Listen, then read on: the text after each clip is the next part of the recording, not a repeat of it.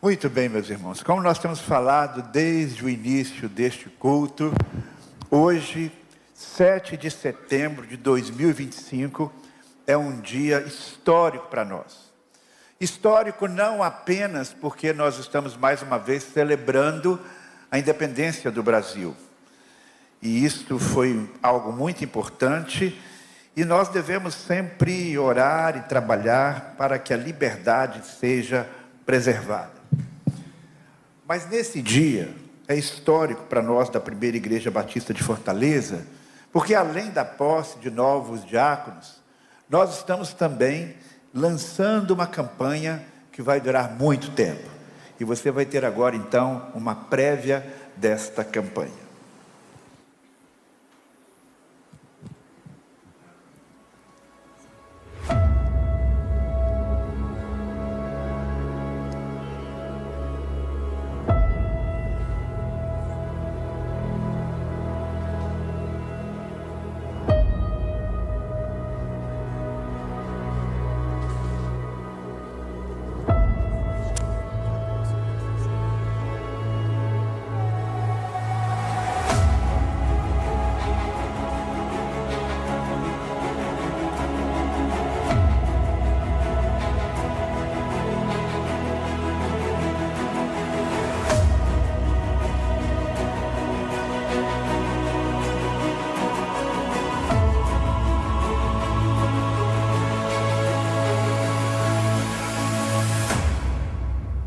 Legado, algo que permanece para a posteridade ao fim de nossas vidas, sejam obras materiais ou espirituais. O legado define como seremos lembrados pela história.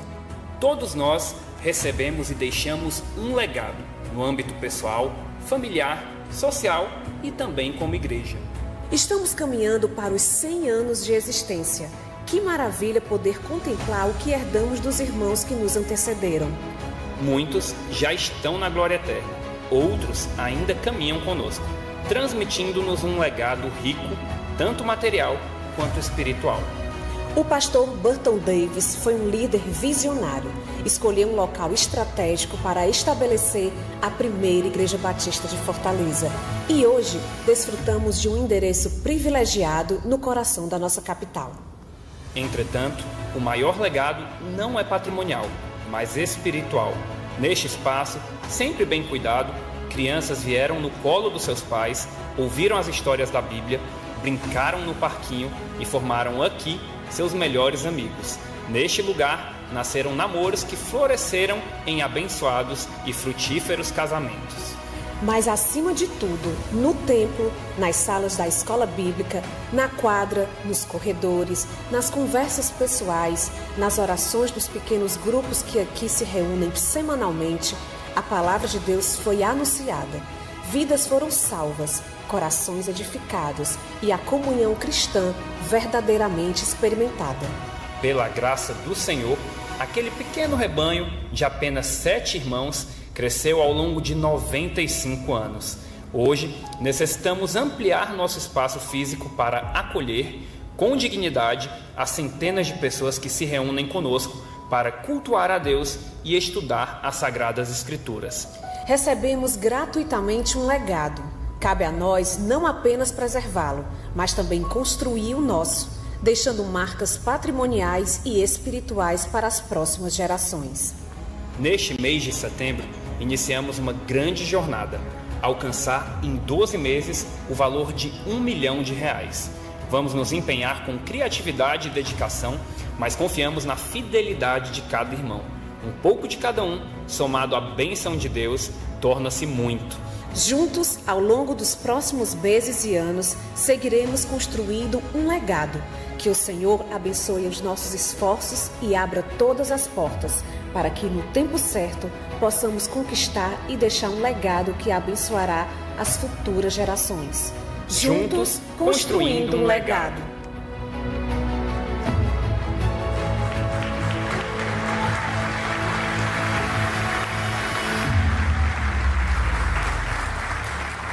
Como eu disse, você está participando de um momento histórico na história da Primeira Igreja Batista de Fortaleza.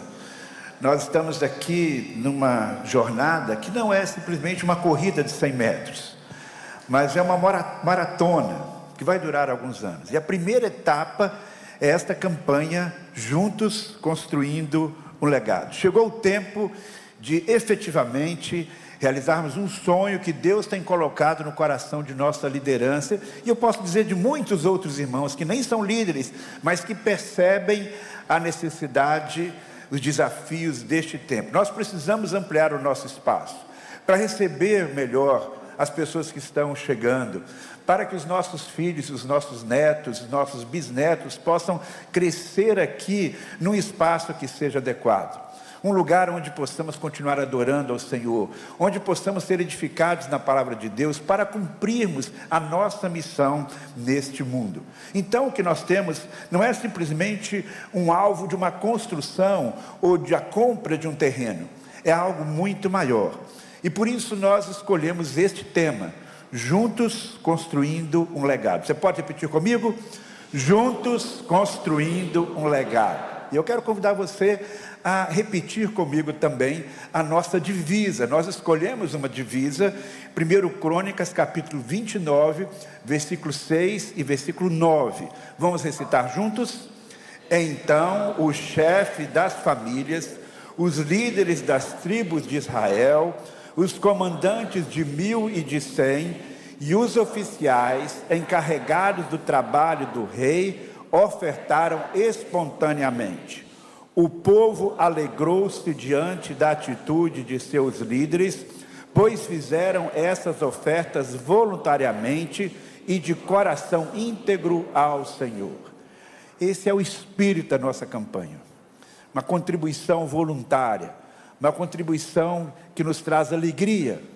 E nós vamos explicar um pouquinho mais sobre o significado desse texto e desta campanha. Este versículo retrata um momento de aproximadamente 970 anos antes de Cristo. Depois de muitas lutas, depois de enfrentar grandes desafios, depois de enfrentar inclusive grandes problemas familiares, Davi agora está idoso. E brota no seu coração o desejo de deixar um legado. E ele então conversa com Deus a esse respeito. E ele chama, depois dessa conversa, a sua equipe de assessores, os seus militares, a sua liderança, e convoca todo o povo numa cadeia nacional para um pronunciamento. E no início deste capítulo, na verdade no capítulo anterior, capítulo 28 de 1 Crônicas, nós temos o rei Davi dizendo o seguinte: meu filho Salomão, que Deus escolheu, ainda é jovem e inexperiente. O trabalho que ele tem pela frente é enorme, pois o templo que ele construirá não será para meros humanos, mas para o Senhor Deus. Qual foi o desejo do coração de Davi? Construir um templo, o lugar que seria, humanamente falando, a habitação de Deus, embora ele soubesse que Deus não habita em templos feitos por mãos humanas, mas seria um lugar físico, um referencial, para que o povo pudesse prestar os sacrifícios e adorar ao Senhor. Só que Deus disse para ele: não, Davi, você tem esse sonho, mas não cabe a você fazer esta obra. Esta obra será feita pelo seu filho Salomão. Você deixará um legado e ele também. E assim, Davi aceitou a palavra do Senhor. E ele reúne o povo e diz: aí está o meu filho, que vai ser o meu sucessor. E eu estou passando aqui às mãos dele a planta do futuro templo. Mas não apenas as plantas, mas eu estou fazendo aqui uma doação. E eu estou convocando os nossos líderes para que possam também contribuir. E assim ele, os líderes e depois todo o povo contribuíram com alegria. E começou então a preparação deste legado para aqueles que vieram depois de Davi. Mas o que aconteceu de fato no coração de Davi, quando ele fez essa proposta? O que motivou o coração do rei Davi?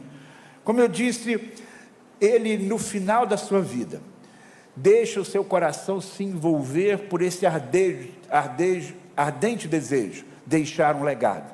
E como já foi falado aqui, o que é um legado? Legado é algo que permanece para a posteridade, ao fim de nossas vidas. sejam obras materiais ou espirituais. O legado define como nós seremos lembrados. Todos nós recebemos legados e deixamos legados. Recebemos legados pessoais, no contexto da nossa família. Recebemos legados sociais, no país em que nós vivemos. E deixamos também um legado. E participando de uma comunidade de fé, recebemos e deixamos legados espirituais. Davi, repito, não se contentou com as conquistas militares. Ele firmou o reino de Israel, que começou a viver um tempo de paz interna e na política externa. E ele sentiu no seu coração o desejo de deixar um legado espiritual e material. O que motivou o coração do Davi? Eu posso perceber 3 motivações claramente no coração deste homem de Deus. Em primeiro lugar, o desejo de honrar a Deus. Ele diz o seguinte, 2 Samuel 7:2: aqui estou eu, morando num palácio de cedro, enquanto a arca de Deus permanece numa tenda. Então ele comparou a sua moradia com aquele lugar que era, por assim dizer, o lugar da manifestação do poder de Deus, aquela tenda que foi estabelecida lá nos dias ainda do Êxodo, durante o deserto, uma habitação móvel, uma tenda móvel que ia de um lugar para o outro. Ele disse, não, nós precisamos de ter algo mais significativo. E ele então coloca esse desejo diante de Deus numa expressão de honra a Deus. Mas além da honra a Deus, ele entende que Deus merece ser honrado e não eu como rei. Ele expressa a gratidão a Deus através desta contribuição, através deste sonho. Ele reconhece que foi Deus que o tirou lá do anonimato e o colocou agora como grande líder do povo. Então a construção do templo é também uma expressão de gratidão a Deus. Mas ele também tem um zelo pela adoração. Ele entende que a adoração é algo muito importante na história do povo, um povo que teme ao Senhor. Então diz, nesse lugar de adoração, ele deve ser um lugar realmente que nos prepare, que nos coloque numa comunhão ainda maior com o Senhor, porque o espaço físico influencia sim, na maneira como nós fazemos as coisas, na maneira como nós nos relacionamos com a realidade. Como já mencionei, Deus, em sua sabedoria, onisciência, soberania, não permitiu que Davi construísse o templo. Ele disse, olha, você foi um homem de guerra, matou muita gente, eu quero que você passe esse desejo do seu coração para o seu filho, Salomão. Então Deus, ao mesmo tempo, honra o desejo de Davi, mas delega a Salomão, filho de Davi, este privilégio. Assim eu diria que nós temos um legado duplo, tanto um legado de Davi, quanto um legado de Salomão, que liderou a execução da obra, tendo seu pai já preparado tudo para isso. A planta, todos os materiais que foram preparados, e aí depois de algum tempo, esse templo, ao longo de alguns anos, esse templo foi edificado, e Salomão teve o privilégio de inaugurá-lo. Davi não teve a oportunidade de ver o templo levantado, mas certamente no seu sonho, no seu coração, ele visualizou o legado que estava deixando. As obras de construção do templo começaram em 966 a.C. Infelizmente, esse templo foi destruído depois, em 586, pelos babilônios, porque o povo que teve um legado material não soube preservar o legado espiritual que Davi deixou. Infelizmente isso aconteceu, mas mesmo assim, as pessoas cultuaram ao Senhor naquele templo durante 380 anos. 380 anos é um tempo muito longo. Imagine o Brasil há 380 anos atrás, não é verdade? Não foi um templo que virou, como muitas catedrais no mundo, simplesmente uma catedral, um ponto de referência histórico. Não foi simplesmente um lugar de visitação turística, não. Era um lugar onde cultos eram oferecidos ao Senhor. E aí nós temos então a primeira verdade que eu gostaria que você guardasse no seu coração.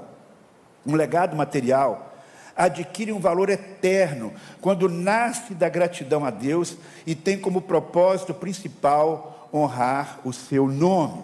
Nós sabemos que Davi foi uma pessoa extraordinária, um jovem corajoso que enfrentou os animais para defender o seu rebanho, enfrentou Golias. Ao mesmo tempo ele era um poeta muito sensível, um grande líder, um grande realizador. Mas o que mais chama a minha atenção, quando eu olho para a história de Davi, é que a Bíblia diz que ele era o homem segundo o coração de Deus. E eu penso que Davi foi o homem segundo o coração de Deus, e primeiro porque ele reconhecia os seus próprios erros. Ele era capaz de humilhar-se diante do Senhor, mas também por causa deste sentimento que nós vemos claramente no livro de Salmos. Gratidão a Deus, zelo pela honra de Deus, desejo de glorificar a Deus. E ele materializa tudo isso que está no seu coração, quando ele planeja construir o templo. Nós aqui também desfrutamos de um sonho de um outro líder, coincidentemente chamado Davi, pastor Davis, que um dia sonhou com um local adequado para reunir o povo de Deus chamado Batista. E assim ele comprou essa propriedade, e assim ele edificou o primeiro templo. E nós então estamos desfrutando desta visão, como foi mencionado aqui no líder. Você e eu, e nenhum de nós aqui, porque isso já aconteceu há muito tempo, participou ativamente para comprar essa propriedade. Mas nós e nossos filhos estamos desfrutando deste legado. Um templo nesse endereço, Rua Silva Paulé 1111. Mas mais do que este templo, que foi depois ampliado, mas nós estamos desfrutando do legado espiritual. Porque se ele e os que o sucederam, os outros pastores que vieram depois, não tivessem permanecido firmes na fé, não tivessem trabalhado para estruturar a igreja, hoje nós não estaríamos aqui. Então nós temos tanto um legado material que recebemos, quanto um legado espiritual. E eu tenho certeza que o que conduziu esses que nos antecederam e aqueles que estão conosco hoje, tem no seu coração este mesmo sentimento que havia no coração de Davi.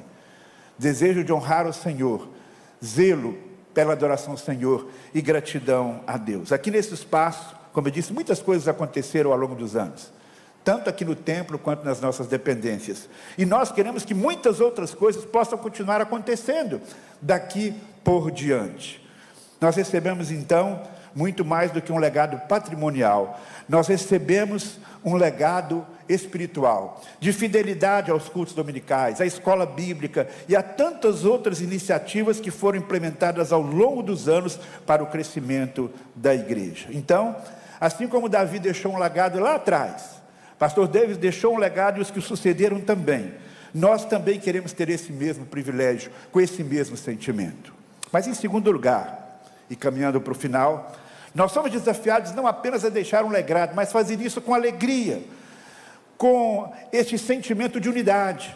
Porque um legado no contexto da igreja não é um legado de uma pessoa, é um legado de uma liderança, é um legado de todo o povo. A Bíblia diz aí, 1 Crônicas 29:9, que o povo alegrou-se diante das atitudes do líder, pois fizeram essas ofertas voluntariamente de coração íntegro. E depois mostra que todo o povo se envolveu.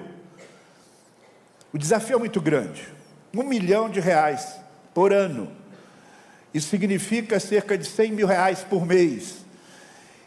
E é com a contribuição de cada um que nós vamos chegar e nós vamos atingir esse objetivo. Eu creio nisso.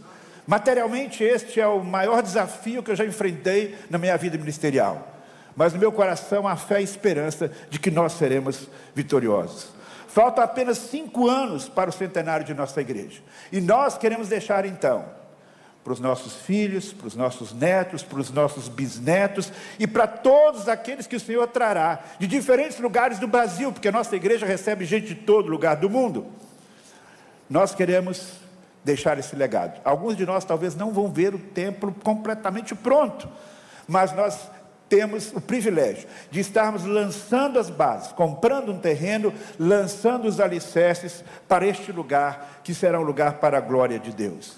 No caso de Davi, o legado foi a preparação da construção do templo, o terreno, as plantas. No caso do pastor Beis, foi a compra do novo e a construção do primeiro templo, patrimônio que foi sendo ampliado no correr dos tempos.